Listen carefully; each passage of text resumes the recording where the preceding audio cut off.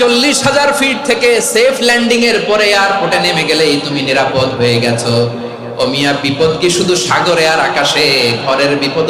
ঘরের ভেতরও বিপদ আসতে পারে কি পারে না?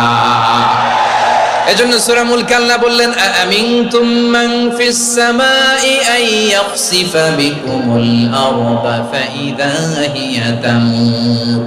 তোমরা কি ভাবছো তোমরা নিরাপদ? সাগরের মধ্যে তুফান, আল্লাহ আল্লাহ ডাকলাম, সদরঘাটে যে পড়ছে, বেঁচে গেছেন তো আপনি।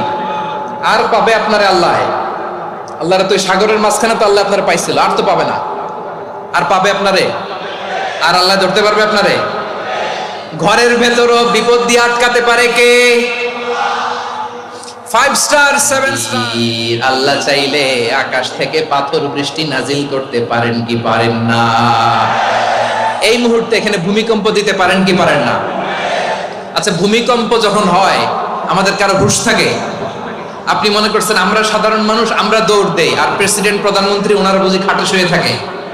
কথা বুঝে নাই বোধহয়। ভূমিকম্প, আর্থকোয়েক যদি হয়, বাঁচার জন্য আমরা কি করি? হয় খাটের তলায়, ডাইনিং টেবিলের নিচে, উপরে শক্ত কিছু আছে এটার নিচে, অথবা ঘর থইয়া দেও দৌড়। তো প্রধানমন্ত্রী উনি কি করে? প্রেসিডেন্ট উনি কি করে? হ্যাঁ, উনি খাটের মধ্যে যে শুয়ে থাকে নাকি? উনিও দৌড়, সাধারণ মানুষও দৌড়, প্রধানমন্ত্রীও দৌড়, বাড়িওয়ালাও দৌড়, ভাড়াটিয়াও দৌড়, সবাই দৌড়।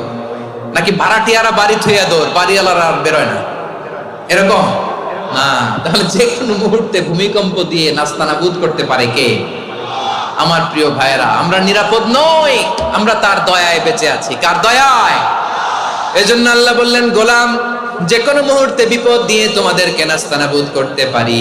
বিশ্বাসী বলে যদি নিজেকে দাবি করো, সব সময় ডাকতে হবে একজন সত্তাকে। বলেন তিনি কে? এই কথা ক্লিয়ার? এই সবগুলো উদাহরণ শেষে সবার কাছে ক্লিয়ার হয়েছে না যে বিপদ থেকে, আপদ থেকে, পরীক্ষা থেকে, ক্যালামিটি থেকে আমাদেরকে কেউ বাঁচাতে পারে না একজন সত্তা ছাড়া। আবারও বলেন তো তিনি কে? ক্লিয়ার? হ্যাঁ, সবাই বুঝতে পারছেন? আচ্ছা, এবার আমরা দেখি বিষ্ণু ইসা ইসলামের জীবনে বিপদ আপদ ছিল কিনা। উনি বিপদ আসলে কিভাবে ডিল করতেন, বিপদ আসলে কোন দোয়া পড়তে হয়, কিভাবে ফরিয়াদের হাত উত্তোলন করতে হয়, কিভাবে রবের দরবারে নতজানু হয়ে ফরিয়াদ করতে হয়, এটা জানার দরকার আছে না নাই? আসুন আমরা বিষ্ণুনবীর জীবনী থেকে দেখি বিপদ আসলে উনি কি করতেন। বিপদ আসলেই প্রথমে বিষ্ণু ইসা ইসলাম একটা দোয়া পড়তেন। কি পড়তেন?